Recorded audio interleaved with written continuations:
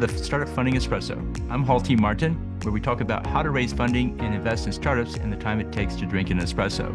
If you have a question about startup funding or investing, please go to the website, startupfundingespresso.com, and type in your question into the chat bot in the lower right corner to receive an answer. I hope you enjoy this episode.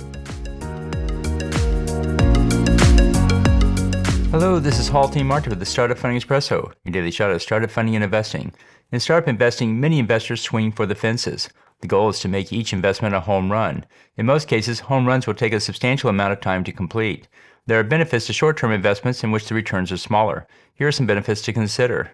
There's a psychological boost that comes from knowing that you've had a return of capital. The return cash can be recycled into a follow-on investment into a home run deal. Short-term returns are easier to fund. Home run deals are often difficult to get into due to investor demand. Short-term returns are easier to find. There are many startups that can return capital in 3 years or less. This can boost one's investment metrics such as an IRR, which includes time to return as part of the calculation. Consider both short and long-term return startups for your investment strategy. Thank you for joining us for the Startup Funding Espresso, where we help startups and investors connect for funding. Let's go start listening to today.